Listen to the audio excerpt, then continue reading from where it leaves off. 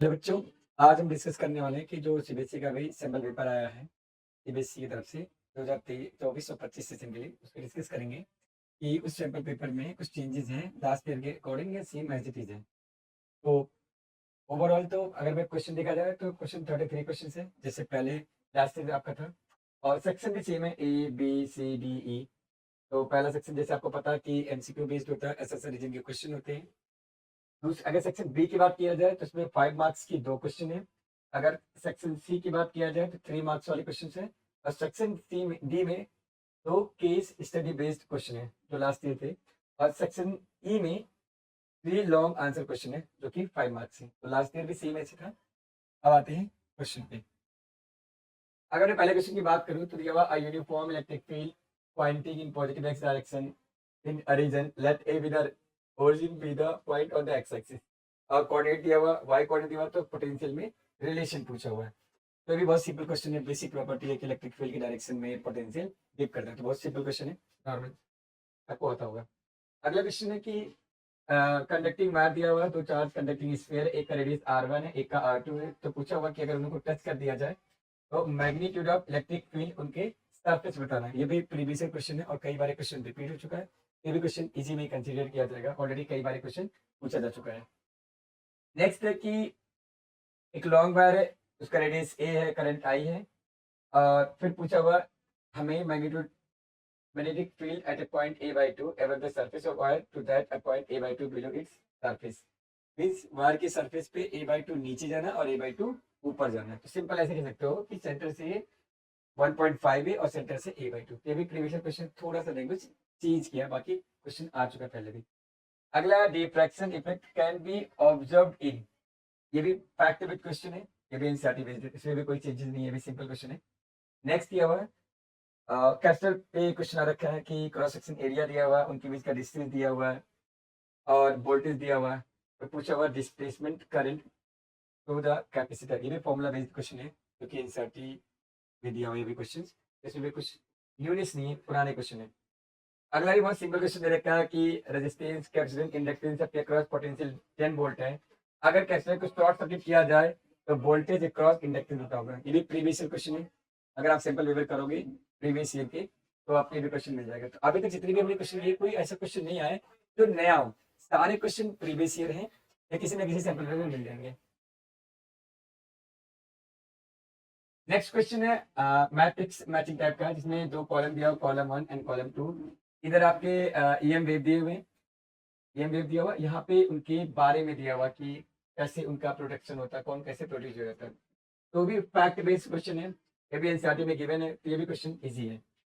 Next question है कि closest approach वाला डिस्टेंस दिया हुआ, पोटेंशियल वी दिया हुआ है, ठीक है। अगले अप्रोच पहले अप्रोच डी था, अब अप्रोच को डी बाई 2 कर दिया गया है। तो पूछो अब किस स्पीड से पार्टिकल को थ्रो करना पड़ेगा, प्रोजेक्ट करना पड़ेगा। तो ये न्यूमेरिकल बेस्ड क्वेश्चन है, ये भी फॉर्मूला बेस्ड है, इसमें कुछ ट्रिकी क्वेश्चन है, बहुत ही सिंपल क्वेश्चन है। नेक्स्ट क्वेश्चन दिया कि a point object placed at the center of glass sphere of radius 6 centimeter, refractive index दिया, the distance of virtual image from the surface of the sphere।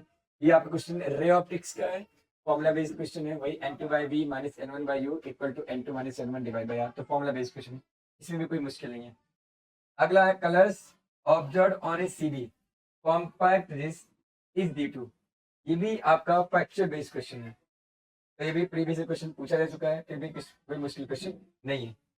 Next है the electrons made available for conduction band by dopant atom depends strongly upon। ये conceptual question है और ये आपका semiconductor का, तो भी एनसीईआरटी में गिवन है, इसमें भी कोई आपको एक्स्ट्रा एफर्ट करने की जरूरत नहीं है। नेक्स्ट है कॉपर वायर को अगर हमने स्ट्रेच कर दिया गया 0.1% बताना percentage change in its resistance.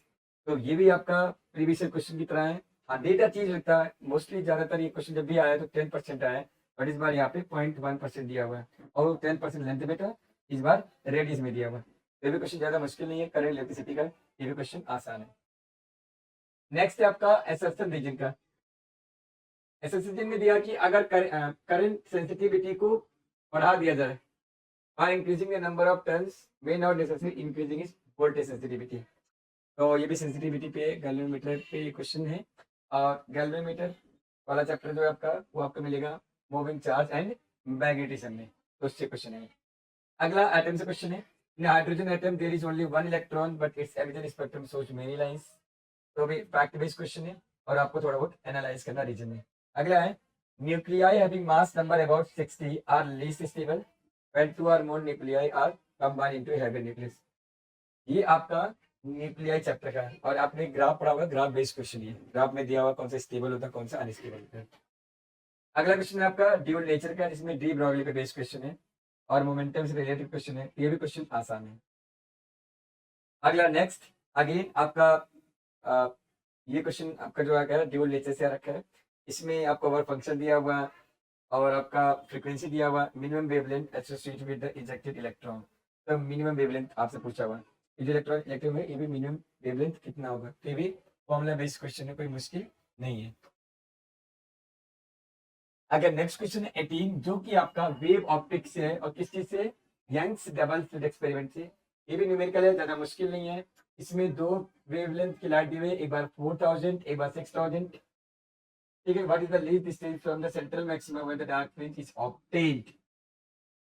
कह रहा कि लीस्ट डिस्टेंस बताओ जहां पे सेंट्रल मैक्सिमम मिलेगा। तो क्वेश्चन एवरेज क्वेश्चन में कहूंगा इसको, ना बहुत इजी कहूंगा ना बहुत मुश्किल कहूंगा, एवरेज क्वेश्चन है, टेबल ऑफ टेक्निक एवरेज है।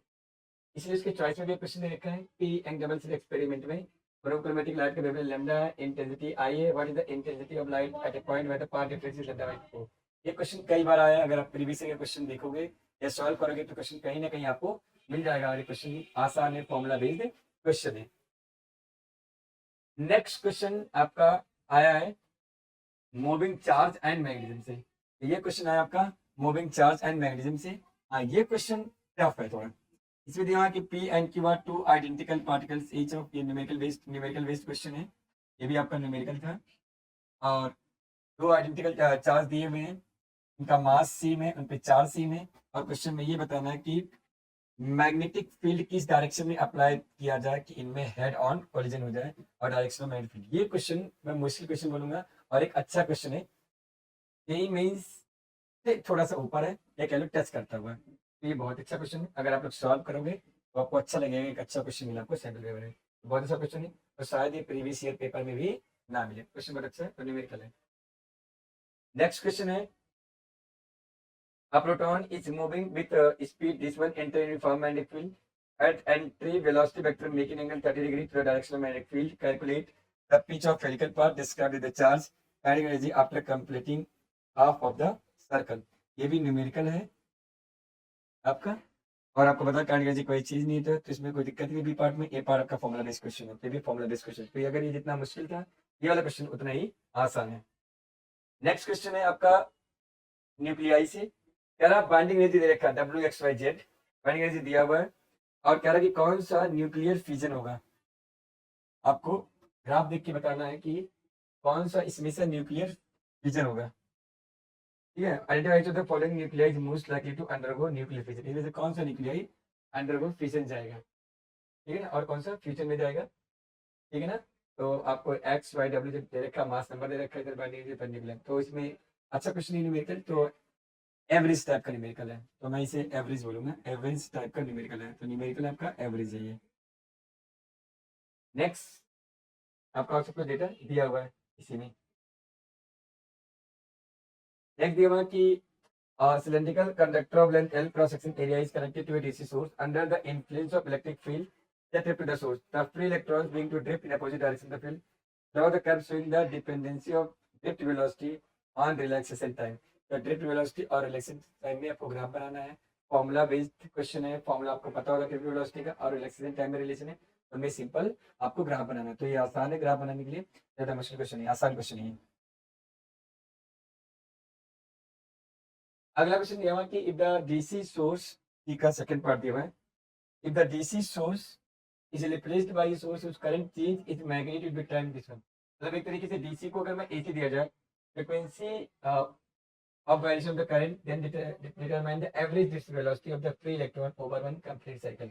तो वन कंप्लीट साइकिल में आपको एवरेज ड्रिफ्ट वेलोसिटी निकालना है। ये थोड़ा सा एनालिटिकल क्वेश्चन है, एनालाइज करना पड़ेगा और थोड़ा सा मैथमेटिकल अप्रोच भी आपको लगाना पड़ेगा। तो ये क्वेश्चन थोड़ा आपका मुश्किल है, तो एवरेज प्लस दे सकता हूँ मैं। नेक्स्ट क्वेश्चन देखा, identify the circuit element X and Y as shown in given block diagram, draw the output waveform for X and Y. तो एक्स और वाई के लिए आउटपुट वेवफॉर्म ड्रॉ करना है और हमें एक्स और वाई को हमें आइडेंटिफाई करना है। And draw the output waveform of X and Y. तो एक्स इनपुट है और वाई क्या है, आउटपुट है। सेकंड पार्ट में if the center tapping is shifted toward diode D1 as shown in the diagram, draw the output waveform of the given circuit। तो इसमें दो डायोड है, तो ये आपका फुल वेव रेक्टिफायर है। तो ठीक है, तो ये फुल वेव रेक्टिफायर का क्वेश्चन है। तो ये भी थोड़ा सा एनालाइज करना पड़ेगा आपको, और थोड़ा आपको पहले से थोड़ा बहुत पता होगा। आज के जो क्वेश्चन आ रहे हैं, पहले एक टाइम था कि सीबीएसई में क्वेश्चन बहुत ही स्ट्रेट फॉरवर्ड आते थे। जैसे आपको रेक्टिफायर के बारे में बोलना, तो साहब बोलता था कि discuss half wave rectifier, discuss full wave rectifier. But आज के लिए लोग डायरेक्ट क्वेश्चन नहीं देते, क्वेश्चन को घुमा के पूछते हैं कि इनपुट वेव दे दिया फुल साइकिल, उसका हाफ, जैसे आपको इनपुट वेव दे दिया कि ये आपका साइकिल है या एक डिवाइस है, और यहाँ जो आउटपुट आ रहा है वो इस तरीके से आ रहा है, तो डिवाइस का नाम बताओ। तो पहले लग जाएगा कि हाफ वेव रेक्टिफायर है। तो क्वेश्चन को घुमा के पूछते हैं, डिवाइस एक्स का नाम बताओ, उसके बारे में लिखो। तो क्वेश्चन आजकल सीबीएसई में जो नया पैटर्न आया है, वो क्वेश्चन आपको डायरेक्ट स्ट्रेट फॉरवर्ड नहीं मिलेंगे, क्वेश्चन को घुमा फिरा के पूछा जाएगा। तो वही बच्चा कर पाएगा जिसको सब्जेक्ट की अच्छी नॉलेज होगी। सिर्फ अगर आप इंपॉर्टेंट क्वेश्चन करके जाओगे तो क्वेश्चन सॉल्व नहीं होने वाले। नेक्स्ट क्वेश्चन है, which device is used to convert AC into DC, its is underlying principle and explain its working. ठीक है, तो एसी को सबको पता है, एसी को डीसी में रेक्टिफायर कन्वर्ट करता है, और इसके बारे में लिखना है। क्वेश्चन आसान है। अगर student find the expression for capacitance of A parallel capacitor area A, plate separation D, like slab of thickness P, a metallic slab of thickness P are introduced। मतलब वो वाला डेरिवेशन आपको करना है जिसमें कैपेसिटर की प्लेट के बीच में हम पार्शियली डायरेक्ट्रिक स्लैब इंसर्ट करती है। एनसीईआरटी में गिवन है एग्जांपल के फॉर्म में। ये भी क्वेश्चन एनसीईआरटी बेस्ड क्वेश्चन है, तो ये भी मुश्किल नहीं है ये क्वेश्चन।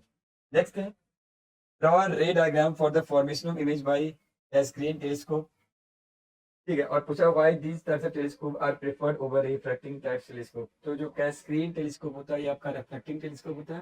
तो रिफ्लेक्टिंग टेलीस्कोप का आप डायग्राम बना दोगे, और आपको पता कि क्या क्या रिफ्लेक्टिंग टेलीस्कोप का एडवांटेज होता है रिफ्रैक्टिंग टेलीस्कोप के ऊपर, तो भी लिख देना है। तो ये फैक्ट बेस्ड क्वेश्चन हो गया। नेक्स्ट क्वेश्चन क्या आते हैं, A cascading telescope is built with an arrangement of two mirrors, placing them 20 mm apart. If the radius of curvature of the large mirror is 200 mm, small mirror is 150 mm, where will the final image of an object at infinity be? तो ये भी formula based question है, थोड़ा analyse भी करना है। ये भी आपका न्यूमेरिकल है, बट इस न्यूमेरिकल को थोड़ा सा मैं एवरेज प्लस कैटेगरी में डालूंगा, थोड़ा सा मुश्किल है क्योंकि दो बार आपको फॉर्मूला अप्लाई करना पड़ेगा। नेक्स्ट है, draw the energy band diagram for P type semiconductor at 0 kelvin, second room temperature. तो आपको एनर्जी बैंड डायग्राम है, तो ये भी फैक्ट बेस्ड क्वेश्चन है, एनसीईआरटी में डायग्राम दिया मैंने। अगर बच्चे को डायग्राम याद होगा तो बच्चे इस क्वेश्चन को डायरेक्टली कर सकता है। In the given diagram, considering ideal diode, in which condition will the bulb glow when the switch is open, when the switch is closed। तो ये भी आपके पीएन जंक्शन का प्रॉपर्टी है कि फॉरवर्ड बायस में उसकी कैसा कैसे वो बिहेव करता है, रिवर्स बायस में कैसे बिहेव करता है। तो थोड़ा सा एनालाइज भी करना है, और थोड़ा सा आपको फैक्चुअल बेस्ड क्वेश्चन भी है, तो एनालाइज करके इसका आंसर दें। नेक्स्ट है, पूरा फैक्चुअल फैक्ट है, आपको याद करना, रिमेंबरिंग टाइप का क्वेश्चन है। Variable potential is formed in PN junction with the depletion region of the device is affected when it is forward bias and reverse bias। Forward bias और reverse bias में कैसे affect करता है depletion region को, तो भी fact based है। अगर आपने इंसाइड अच्छे से पढ़ी होगी तो आपको आता होगा। नेक्स्ट है, a boy is holding a smooth hollow non conducting pipe vertically with charge spherical ball of a mass 10 gram carrying a charge plus 10 millicoulomb inside. It is free to move along the axis of the pipe. The boy is moving the pipe from east to west direction in the presence of magnetic field. With 1 mm velocity, should the boy move the pipe so the ball does not move along the axis? Also determined by the direction of magnetic field। इसमें वही question है कि gravitational force को magnetic force balance करेगा, तो आपको direction निकालना पड़ेगा और फॉर्मूला अप्लाई करना पड़ेगा। तो ये भी न्यूमेरिकल बेस्ड क्वेश्चन है, और ये फॉर्मूला बेस्ड है, तो इसको मैं एवरेज क्वेश्चन की कैटेगरी में डालता हूँ। ये एवरेज क्वेश्चन है। ये क्वेश्चन अगर आपने प्रीवियस ईयर का क्वेश्चन किया होगा तो ये क्वेश्चन आपको कई बार दिख गया होगा। A ray light entering a right angle phase undergo refraction at the phase AC as shown in figure। What is the refractive index of the material? तो रिफ्रैक्टिव इंडेक्स निकालना, यहाँ पे जो लाइन है ब्रेस कर रही है, मतलब यहाँ पे TIR हुआ है, तो TIR के लिए फॉर्मूला लगा दोगे, आपको सारा डेटा आ जाएगा। तो ये भी न्यूमेरिकल बेस्ड क्वेश्चन है, और प्रीवियस ईयर सैंपल पेपर में आपको ये मिल जाएगा। नेक्स्ट क्वेश्चन थोड़ा सा मुश्किल है कि अगर पिछली बार एयर था, इस बार यहाँ पे लिक्विड डाल दिया गया है। ठीक है, तो कह रहा है रिमेंट if the right ray continues to graze along the interface AC, दोबारा से एसी के अलोंग ग्रीज कर रही है लाइट। कह रहा है कि अगर ग्रीज करेगा ऐसे टोटल एंगल रिफ्लेक्शन और undergo refraction into the liquid, तो कह रहा है कि जस्ट दिया है और ये दोबारा से ये लिक्विड के अंदर चला जाएगा या इस तरफ आ जाएगा। तो वही आपको दिखाना है कि क्रिटिकल एंगल अगर इंसिडेंट एंगल क्रिटिकल एंगल से बड़ा है तो टी आर हो जाएगा, नहीं तो दूसरी मीडियम निकल जाएगा। ये भी न्यूमेरिकल बेस्ड क्वेश्चन है, बट ये एवरेज थोड़ा सा ऊपर क्वेश्चन है, थोड़ा अच्छा क्वेश्चन है। Draw the ray diagram to represent the path followed by incident ray with the corresponding angle values, तो इस corresponding के लिए ये values हमें एंगल को ड्रॉ करना है। Next, a ray of light is incident on an equilateral glass prism, this one, तो प्रिज्म एंगल दिया आपको, रे पास सिमेट्रिकली थ्रू द प्रिज्म, तो जब सिमेट्रिकली होता है तो आपको पता है कि मिनिमम डेविएशन भी होता है, तो आपको मिनिमम डेविएशन बताना है और refractive index of the material बताना है। तो ये भी आपका फॉर्मूला बेस्ड क्वेश्चन है, फॉर्मूला आपको याद होगा तो आप क्वेश्चन कर सकते हो। तो ये भी न्यूमेरिकल हो गया आपका, ये भी आपका न्यूमेरिकल हो गया। अगला आपका आ गया state Gauss theorem electricity, using this theorem derive an expression for electric field due to an infinite long straight wire. तो ये फर्स्ट चैप्टर से electric field and charge Gauss law को स्टेट करना है और उसका फर्स्ट एप्लीकेशन है कि इनफाइनाइट वायर से हमें इलेक्ट्रिक फील्ड का डेरिवेशन करना है। तो ये भी फैक्चुअल बेस्ड क्वेश्चन है या डेरिवेशन है, तो तरीके से कह लो डेरिवेशन है और ये तो रिमेंबरिंग है। अगला define electric flux and right assignment, ये तो क्वेश्चन याद करने वाला रिमेंबरिंग टाइप का क्वेश्चन है, कोई बाहर बच्चा कर सकता है। Can use Gauss law to obtain the expression for electric field due to uniformly charge infinite plate, ये भी आपका इसकी चॉइस में भी डेरिवेशन दिया है, तो सेम क्वेश्चन है, सेम टाइप का क्वेश्चन दे रखा है। अगला आ गया केस बेस्ड हिस्ट्री क्वेश्चन में क्या पूछा हुआ है, इसे वेरिक फील्ड लाइन दिया हुआ है, चार्ज पार्टिकल मूव कर रहा है, फिर पार्टिकल मूव होंगे सर्कल पर रिवील तो मूव कर रहे हैं, तो क्या रहा कि if the speed of the electron is now double 2b, the radius of the circle will change to, ये भी फॉर्मूला बेस्ड क्वेश्चन आपको पता होगा, r equal to mb divide by qb है, ठीक है। और किस टॉपिक का है, मूविंग चार्ज एंड मैग्नेटिज्म का है, और ये भी आपका न्यूमेरिकल इस टाइप का एनालाइज, ऐसा न्यूमेरिकल इसमें एनालाइज भी करना है। अगेन कह रहा है कि अगर वेलोसिटी को दुगना कर दिया जाए तो टाइम पीरियड पे क्या फर्क पड़ेगा। नेक्स्ट क्वेश्चन दे रखा कि मैग्नेटिक फील्ड को वेक्टर फॉर्म में दिया हुआ है, एक्सेलरेशन दे रखा, find the value of x. अब सबको पता है कि मैग्नेटिक फील्ड और फोर्स, मैग्नेटिक फोर्स हमेशा परपेंडिकुलर होते हैं, तो एक्सेलरेशन भी मैग्नेटिक फील्ड के परपेंडिकुलर होगा, तो इनका डॉट क्या होगा, जीरो होगा। तो भी एक आसान क्वेश्चन है, ये भी प्रीवियस ईयर सैंपल पेपर में मिल जाएगा और ये भी न्यूमेरिकल है। अगला दिया if the electron has a velocity not perpendicular to B then trajectory of the electron, ये भी फैक्ट बेस्ड क्वेश्चन है। जब आपने डेरिवेशन किया होगा इन सब चीज़ों का, तब इसे एनालाइज किया होगा कि सर्कुलर कब होता है, हेलिकल कब होता है, जिगजैग कब होता है। पहले जिगजैग होता है तो सर्कुलर होता है या हेलिकल होता है, स्ट्रेट लाइन होता है, ये सब तुम लोगों ने पढ़ ही रखा होगा। अगला क्वेश्चन भी न्यूमेरिकल बेस्ड क्वेश्चन है, तो ये न्यूमेरिकल बेस्ड क्वेश्चन है इसकी चॉइस में। अगर सेकंड केस स्टडी की बात करूँ तो जो सेकंड केस स्टडी बेस्ड है ये आपका ड्यूल नेचर एंड एटम पे बेस्ड है, ड्यूल नेचर है। तो अगर मैं ड्यूल नेचर की बात करूँ तो इसमें ग्राफ दिया हुआ आई और बी, ये भी प्रीवियस ईयर क्वेश्चन है, बहुत सारे किसी भी अगर कोई सभी सैंपल बैठोगे हर बुक्स में ये क्वेश्चन देखा रखा है, तो अगर बच्चे ने थोड़ा बहुत एफर्ट किया होगा तो सबसे क्वेश्चन हो जाएंगे। तो इस क्वेश्चन को भी मैं इजी क्वेश्चन में डालता हूँ कि एक तो ये न्यूमेरिकल हो गया आपका, ये थोड़ा फैक्ट बेस्ड क्वेश्चन हो गया है, और ये मैक्सिमम काइंड एनर्जी ये आपका न्यूमेरिकल बेस्ड क्वेश्चन हो गया, फॉर्मूला बेस्ड। ये भी क्वेश्चन बहुत है आसान है। अगला क्वेश्चन है the minimum energy required to remove an electron from a substance is called is, ये भी फैक्ट बेस्ड क्वेश्चन है जिसको आता होगा और सेम चैप्टर का है। नेक्स्ट क्वेश्चन आपका सेक्शन ई, जो स्कोरिंग सेक्शन होता है जहाँ पे हर क्वेश्चन 5 मार्क्स का होता है और हर क्वेश्चन में चॉइस दिया होता है, तो ये भी क्वेश्चन इंपॉर्टेंट है आपका। इसमें दिया हुआ question write two limitation of Ohm's law, मतलब ये क्वेश्चन कहाँ पे है, ये क्वेश्चन आपका करंट इलेक्ट्रिसिटी का है, करंट इलेक्ट्रिसिटी का क्वेश्चन है। और पहला ये फैक्ट बेस्ड क्वेश्चन है। दूसरा आपको दिया हुआ कि अगर मैंने हीट, अगर वायर को गर्म कर दिया गया तो करंट चेंज हो गया, तो आपको बताना कि final temperature, sorry final temperature दिया हुआ है, आपका पूछा हुआ कि वायर की पावर कंजम्पशन, तो ये न्यूमेरिकल है और किस पे फॉर्मूला बेस्ड है जिसमें टेम्परेचर के साथ रेजिस्टेंस वेरी करता है और रेजिस्टेंस वेरी करेगा तो करंट वेरी करेगा, तो ये भी न्यूमेरिकल बेस्ड क्वेश्चन है। ये भी आपका एवरेज क्वेश्चन है, ज़्यादा मुश्किल नहीं, तो ये मेरे कैसे आपका एवरेज है। चॉइस में क्या देखा, using Kirchhoff law obtain the equation of the balance state in A Houston bridge, तो ये आपका डेरिवेशन हो गया जो कि हर बच्चों को मैं मान के चल रहा हूँ आता होगा, आसान है। अगला क्वेश्चन थोड़ा सा मुश्किल है, इसमें यहाँ का रेजिस्टेंस दे रखा है, इस पूरे वायर का रेजिस्टेंस दे रखा है, तो उसके अकॉर्डिंग तुम्हें यहाँ का सेगमेंट का रेजिस्टेंस निकालना पड़ेगा। फिर ये बैलेंस सिस्टम ब्रिज बन जाएगा, फिर इसे सॉल्व कर लेना। ये भी हमें क्वेश्चन एवरेज प्लस कैटेगरी में डाल दो, थोड़ा सा मुश्किल क्वेश्चन है। तो ये फर्स्ट, अच्छा चॉइस में सेकंड और थर्ड में क्या रहेगा, using Kirchhoff law obtain the equation of the balance state in Houston bridge. Again Houston bridge का क्वेश्चन है, आपको फॉर्मूला ड्राइव करना है, तो ये भी आपका डेरिवेशन टाइप का क्वेश्चन है। अगला, what you understand by sensitivity of stone bridge, how the sensitivity of stone bridge can be increased. तो ये भी आपका एक तरीके से सेंसिटिविटी आपको पता होता है, रिमेंबरिंग टाइप का क्वेश्चन है, और सेंसिटिविटी थोड़ा सा रिमेंबर करना होगा, थोड़ा सा फैक्ट बेस्ड क्वेश्चन है। नेक्स्ट है, explain briefly with the help of label diagram the basic principle of working of an AC generator। इस बार हमें क्या करना है, एसी जनरेटर, तो किस चैप्टर से आ रखा है ये, EMI इलेक्ट्रोमैग्नेटिक इंडक्शन वाले चैप्टर आ रखा है, और आपका आ रखा है एसी जनरेटर। तो ये भी हर बच्चों को आता है, बेसिक क्वेश्चन है, थोड़ा सा डेरिवेशन है, थोड़ा सा डायग्राम बनाना होगा, तो क्वेश्चन आसान है। चॉइस में क्या दिया हुआ है, चॉइस में ट्रांसफॉर्मर को पूरी तरीके से एक्सप्लेन करना है जो कि एसी का है, तो एसी और ईएमआई में आपको चॉइस दे रखा है, एसी और ईएमआई में आपको क्या दिया हुआ है, चॉइस दिया हुआ है, इन दोनों में से कोई एक करना है, और दोनों क्वेश्चन नोटबुक में ये हर बच्चे को आता है, ये आसान क्वेश्चन है।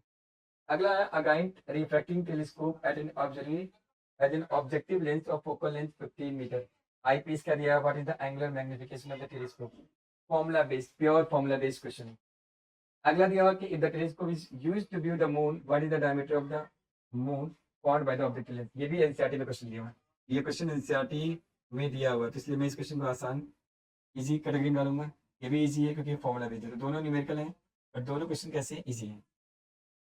चॉइस में कंपाउंड माइक्रोस्कोप पे क्वेश्चन दे रखा है, सब कुछ दिया हुआ, फोकल लेंथ दिया हुआ, डिस्टेंस दिया हुआ, सब कुछ दिया हुआ, तो हमें निकालना कि जब इमेज का मैंने less distance of distance with in पे एक बार इनफाइनाइट और दोनों बार मैग्नीफाइंग पावर।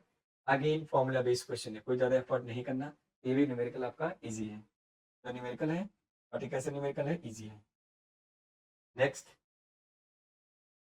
आपको ये अब हमने पूरे पेपर एनालाइज कर लिया, एनालाइज करने के बाद मैं ये बता दूं कि कितने फैक्ट बेस्ड क्वेश्चन आए थे, तो 15 मार्क्स का क्वेश्चन जो था वो फैक्चुअल था, डेरिवेशन 11 मार्क्स का था, न्यूमेरिकल 30 मार्क्स का था, और कॉन्सेप्चुअल 14 मार्क्स का था। तो पैटर्न चेंज हो चुका है, आज के 5-6 साल पहले डेरिवेशन बहुत आए थे, तो बच्चे डेरिवेशन रट के जाते थे, उनके अच्छे नंबर आ जाते थे, अब वो चेंज हो चुका जमाना है, अब क्वेश्चन का लेवल मुश्किल हो गया। इवन मैं अगर पर्सनल अपना ओपिनियन दूं, तो आज का जो पेपर है, मतलब आज करंट टाइम लास्ट ईयर, उसके पहले अगर मैं एनालाइज कर पाऊँ, तो आजकल का जो पैटर्न आ रहा है फिजिक्स का, वो बाकी सब्जेक्ट से मुश्किल आ रहा है, फिजिक्स केमिस्ट्री मैथ सबसे मुश्किल आ रहा है, साथ ही साथ नीट का लेवल और जेईई मेंस के लेवल का पेपर आ रहा है, क्योंकि जेईई मेंस में सिर्फ आपको न्यूमेरिकल करना होगा, लिखना नहीं होगा, यहाँ पे तो आपको न्यूमेरिकल भी करना होगा, रिविजन भी करना होगा, एनालाइज भी करना होगा, और अच्छे से एक्सप्लेन भी करना होगा। इसलिए मैं मानता हूँ कि जेईई मेंस के टाइप का पेपर बनने लग गया। और एक इंपॉर्टेंट चीज देखो, आजकल न्यूमेरिकल कितना इंपॉर्टेंट है, सबसे ज्यादा वेटेज न्यूमेरिकल का है, इसलिए बच्चों आपसे मैं ये कह रहा हूँ कि सबसे ज्यादा आप क्वेश्चन प्रैक्टिस करिए, डिफरेंट डिफरेंट बुक के क्वेश्चन को सॉल्व करिए, जेईई मेंस के प्रीवियस है 2-3 साल के पहले के क्वेश्चन सॉल्व करिए, नीट के क्वेश्चन सॉल्व करिए, वहां से क्वेश्चन आजकल आ रहे हैं। तो न्यूमेरिकल पे आपका ध्यान होना चाहिए। जो बच्चे सोचते हैं कि डेरिवेशन में करके चला जाऊंगा सारे, मैं पास हो जाऊंगा, तो अगर आपने सारे डेरिवेशन करके गए तो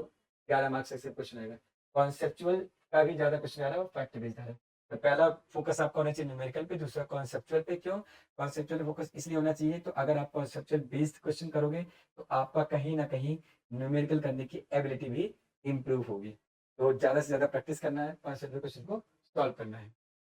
नेक्स्ट, एनालाइज किया मैंने कि किस चैप्टर से कितने मार्क्स का है, तो इलेक्ट्रिक फील्ड और चार्ज से 1 मार्क्स का एक क्वेश्चन, 3 नंबर का एक क्वेश्चन। अगर इलेक्ट्रिसिटी और पोटेंशियल की बात किया जाए, तो 1 मार्क्स के 2 क्वेश्चन, 3 मार्क्स का एक क्वेश्चन। करंट इलेक्ट्रिसिटी से 1 मार्क्स का एक क्वेश्चन, 5 मार्क्स का एक question. Moving charge and magnet की बात किया जाए, तो 1 नंबर का एक क्वेश्चन, एक एसर्शन रीजन, 3 मार्क्स का एक क्वेश्चन, 4 मार्क्स का एक क्वेश्चन। मैग्नेटिज्म एंड मैटर से कोई क्वेश्चन नहीं आया, वैसे भी इसका वेटेज बहुत कम है, बहुत सारा सिलेबस से हटा दिया गया इसका पोर्शन, तो चैप्टर बहुत छोटा हो गया, तो वैसे भी ना आया या आए बात कोई फर्क नहीं पड़ता, आएगा भी तो 1 मार्क्स या 2 मार्क्स से ज़्यादा नहीं आएगा। अगला आगे इलेक्ट्रोमैग्नेटिक इंडक्शन, डायरेक्ट 5 नंबर का क्वेश्चन आ रखा है। अल्टरनेटिंग करंट से, तो यहाँ पे कुछ मिसप्रिंट हो गया, अल्टरनेटिंग करंट से 1 मार्क्स से एक क्वेश्चन, सर यहाँ पे कुछ क्वेश्चन और गया था, मिस हो गया। आगे चलते हैं, तो इलेक्ट्रोमैग्नेटिक वेव से 1 मार्क्स का एक क्वेश्चन और 3 मार्क्स का एक क्वेश्चन है। रे ऑप्टिक्स में देखा जाए तो 1 मार्क्स का एक क्वेश्चन, 5 मार्क्स का एक क्वेश्चन। वेव ऑप्टिक्स से 1 मार्क्स का 2 क्वेश्चन, 2 मार्क्स का एक क्वेश्चन। ड्यूल नेचर से एक एसर्शन रीजन, 2 मार्क्स का एक क्वेश्चन, 4 मार्क्स का एक क्वेश्चन। एटम से एक एसर्शन रीजन, 2 मार्क्स का एक क्वेश्चन। अगर मैं बात करूँ न्यूक्लियाई तो एक असर्शन रीजन और 2 मार्क्स का 1 क्वेश्चन। अगर मैं बात करूँ सेमीकंडक्टर का, तो सेमीकंडक्टर में 1 मार्क्स का 1 क्वेश्चन और 3 मार्क्स से 2 क्वेश्चन। तो ये ओवरऑल मैंने डेटा बता दिया किस चैप्टर से कितना है। ज़रूरी नहीं कि बोर्ड एग्ज़ाम में एग्ज़ैक्ट यही वेटेज आए।